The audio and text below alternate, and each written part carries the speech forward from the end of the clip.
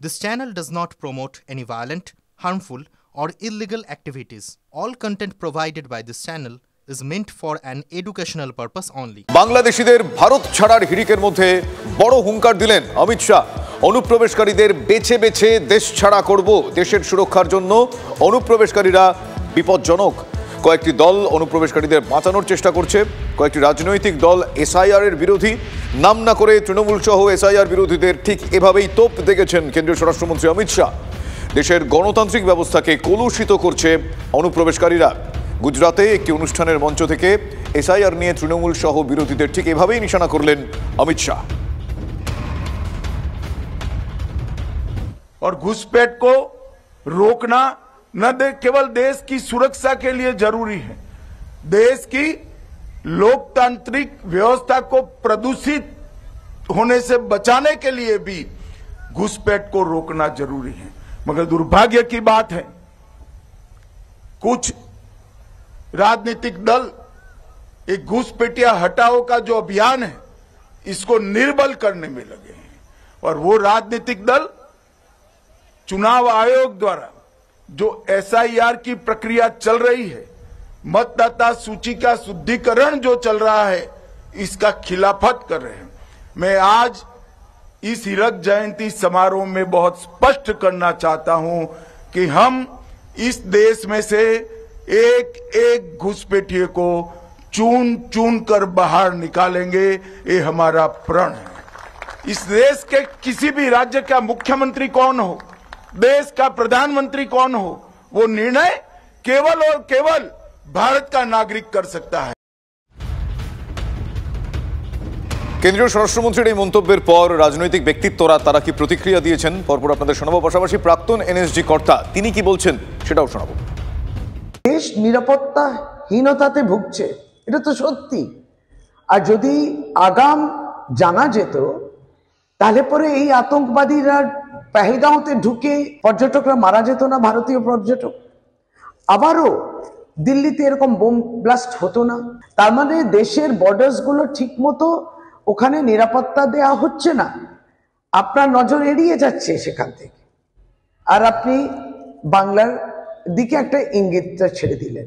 মমতা বন্দ্যোপাধ্যায় একটা চিঠি দিয়েছেন চিফ ইলেকশন কমিশনারকে, সেই মর্মেই চিঠি দিয়েছেন যে এসআইআর নিয়ে তো তাড়াহুড়ো কিসে। বাংলাকে কবজা করার এই চেষ্টা আপনার রাজনৈতিক লড়াই নয়, আপনি কবজা করতে চান এবং কবজা যেন তেন প্রকারণে। আপনার কাছে কি এই মৃত্যু যেগুলো হলো, সেই পরিবারের কান্না, সেই পরিবারের কষ্ট স্পর্শ করে না, পৌঁছয় না আপনার চোখ অব্দি? আপনি কানে সেটাকে শুনতে পান না? আপনার হৃদয়ের মধ্যে ব্যথা হয় না? দেশের স্বার্থে যেটা সঠিক কাজ সেটাই তো দেশের স্বরাষ্ট্রমন্ত্রী বলবেন। কোন দেশের অনুপ্রবেশকারীরা তো দেশের সম্পদ হতে পারে না। দেশের স্বরাষ্ট্রমন্ত্রী যে কথা বলেছেন তার সাথে মমতা ব্যানার্জি সরকার এবং এই রাজ্যের বর্তমান পরিস্থিতি মিলে যাওয়াটা নিশ্চিতভাবে আমি বলবো যে কাকতলীয় নয়, বরঞ্চ এটাই বাস্তব, এটা আমি মনে করি। নির্বাচন কমিশন এসআইআর এ যা করতে চাইছে সেটা নির্ভুল ভোটার তালিকা নয়, সেটা হচ্ছে নাগরিকত্ব ঠিক করাটা নির্বাচন কমিশনের অতএব ঘাড়ে পড়লো। এটা নির্বাচন কমিশনের কাজ না, অমিত শাহ দপ্তরের কাজ নাগরিকত্ব নির্ধারণ করা। এই অপরাধ যদি কিছু থেকে থাকে সেই অপরাধ অমিত শাহ, আর নিজের অযোগ্যতাকে ফেলে দিচ্ছে নির্বাচন কমিশনের ঘাড়ে। বলছে ঘুষপেটিয়া সব চুন চুনছে, তাদের সবাইকে ডিলিট করে ডিপোর্ট করা হবে। শাসক বিজেপি তার যাতে সুবিধে পায় তার মতন করে পশ্চিমবাংলাতেও একই রকম ভাবে যাদের ভোটে জিতেছে শান্তনু ঠাকুররা, এমপি হয়েছে, মন্ত্রী হয়েছে, অথবা তৃণমূলের এমএলএ রা নেতা হয়েছে, তারা যাদের ভোটে নির্বাচিত হলেন তাদেরকে যদি পচানি ফেলতে হয় তাহলে এই নেতা মন্ত্রীদের প্রথম ঘাট ধাক্কা দিয়ে বার করে দিতে হবে। অমিত শাহ তো দুটো সত্তা রয়েছে। একটা সত্তা হচ্ছে ভারতবর্ষের স্বরাষ্ট্রমন্ত্রী, রাষ্ট্রীয় সুরক্ষা ওনার একটা বিরাট বড় রেসপন্সিবিলিটি। সেখান থেকে যে দৃষ্টিভঙ্গি দিয়ে যিনি বলছেন যে অনুপ্রবেশকারীরা ভারতীয় রাষ্ট্রীয় সুরক্ষার জন্য অত্যন্ত বিপজ্জনক, এতে সন্দেহের অবকাশ আমার মনে হয় ভারতবর্ষে কারোরই নেই। আনলেস আনটিল উনি রাজনৈতিক সত্তায় যে দু চারটে পলিটিক্যাল পার্টির কথা উল্লেখ করার চেষ্টা করেছেন বা বলেছেন, সেই রাজনৈতিক দলের যদি অনুসারী না হন, কারণ এরা রাষ্ট্রীয় সুরক্ষা নিজেদের ভোটের এজেন্ডা দুটোকে গুলিয়ে ফেলে। এটা তো নিঃসন্দেহে বিপজ্জনক একটা টার্ন। তো আমার মনে হয় দেশের রাষ্ট্রীয় সুরক্ষার যে ব্যবস্থা সিস্টেম রয়েছে, they will take care of it. অনুপ্রবেশ ইস্যুতে বাংলার মুখ্যমন্ত্রীকে আক্রমণ করলেন কেন্দ্রীয় বিজেপি নেতৃত্ব। মুখ্যমন্ত্রী অরাজকতার প্রতীক, তোপ বিজেপির। এসআইআর আবহে তৃণমূলকে তোপ বিজেপির জাতীয় মুখপাত্র গৌরব ভাটিয়ার। অনুপ্রবেশকারীদের উপর ভর করে জিততে চায় তৃণমূল। তৃণমূলের শাসনকালকে জঙ্গলরাজের সঙ্গে তুলনা করলেন তিনি। ममता बनर्जी अराजकता का प्रतीक है, गुंडागर्दी का प्रतीक है। जंगल राज कैसा होता है? बिल्कुल ममता राज जैसा होता है। ममता बनर्जी जी को लगता है ये जो घुसपैठिए हैं, जो भारतीय नागरिक हैं, ममता बनर्जी उनके वोट के सहारे पश्चिम बंगाल का चुनाव जीतना चाहती है। और हर भारतीय को बड़ा गर्व हुआ जब अभी 2 दिन पहले सभी चैनल दिखा रहे थे, हजारों की संख्या में जो घुसपैठिए थे वो वापस अपने देश जा रहे थे। एक आंख ऐसी भी थी जिसमें आंसू थे, एक दिल भर आया भारतीयों के लिए नहीं, घुसपैठियों के लिए। और वो व्यक्ति आदरणीय ममता बनर्जी जी थी। उनको लगा ये तो मेरा वोट भाग रहा है।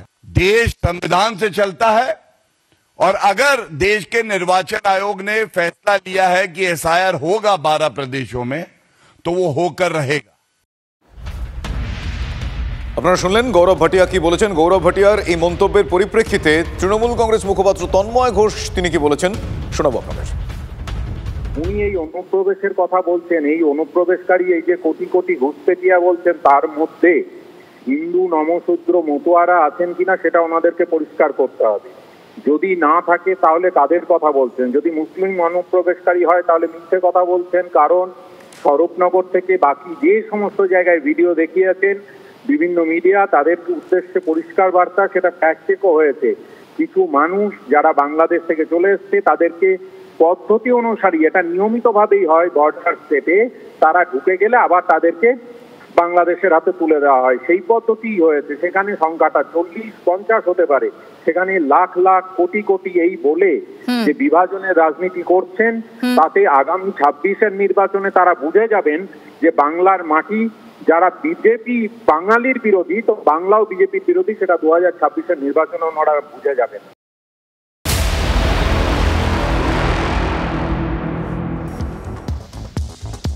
অ্যাপের ওটিপি শেয়ারের জন্য বিএলওদের উপর চাপ তৈরির বিস্ফোরক অভিযোগ সামনে আসছে। ডেপুটি নির্বাচন কমিশনারকে চিঠি দিয়ে সুর চড়ালেন বিরোধী দলনেতা শুভেন্দু অধিকারী। 3 জেলার জেলা শাসক তথা ডিইওর বিরুদ্ধে বিস্ফোরক অভিযোগ তুলে রাজ্যের মুখ্য নির্বাচনী আধিকারিককে গতকালই চিঠি দেয় বিজেপি। পূর্ব মেদিনীপুর, পূর্ব বর্ধমান আর হুগলির জেলা শাসক তথা জেলা নির্বাচন অফিসারের বিরুদ্ধে চিঠিতে নালিশ বঙ্গ বিজেপির। দ্রুত এই বিষয়ে প্রয়োজনীয় পদক্ষেপের আর্জি জানানো হয়েছে চিঠিতে। আমাদের তথ্য দিয়েছি যে আইপ্যাক ডিএমদের সাহায্য নিয়ে তারা ধরুন কারোর পদবী মণ্ডল, কারোর পদবী ইসমাইল খান, কারোর পুরো নাম, তার উত্তর দিনাজপুরে, কোচবিহারে, তার সঙ্গে দক্ষিণ 24 পরগনা, উত্তর 24 পরগনা, নদিয়ার লিঙ্ক খুঁজে বের করে তা সেই বাংলাদেশি অবৈধ অনুপ্রবেশকারী তার নাম রাখার চেষ্টা করছে। আমরা কিছু তথ্য অভিযোগ সুনির্দিষ্টভাবে দিয়েছি এবং এই কাজে বিএলওদেরকে বাধ্য করছেন একটা শ্রেণীর বিডিও, মানে এইআরও এবং ডিএমরা। 3 জন ডিএম তো পূর্ব মেদিনীপুরের ডিএম, হুগলির ডিএম এবং পূর্ব বর্ধমানের ডিএম, তারা সরাসরি বিএলওদের কাছ থেকে ওটিপি চেয়েছিলেন। বিএলওরা অভিযোগ করেছেন। আমরা বিএলওদের কনফিডেন্সিয়াল অভিযোগ আজকে জ্ঞানেশ ভারতীর হাতে তুলে দিয়েছি। 3 ডিএম এর বিরুদ্ধে কেন এফআইআর হবে না? ওই কমিশনটা তো বিজেপিরই গণসংগঠন, জাতীয় নির্বাচন কমিশন। বিএলএ 2 প্রত্যেকটা বুথে বিজেপি খুঁজে পাচ্ছে না, সেই জন্য সার্কুলার চেঞ্জ করে বললো অন্য পাড়ার ছেলেদেরও রাখা যাবে বা অন্য পাড়ার যে কোনো কাউকে বিএলএ 2 করা যাবে। তো বিজেপির লোক নেই বলে করা হয়েছে। তো শুভেন্দুবাবু তাদের তো সমর্থনে পুরোদস্তুর নির্বাচন কমিশনের ছায়ায় বিজেপি কাজ করছে অথবা বিজেপির নির্দেশে নির্বাচন কমিশন কাজ করছে। তো তাদেরকেই আর কীভাবে কাজে লাগানো যায় তার ফর্দ তৈরি করছেন শুভেন্দুবাবু।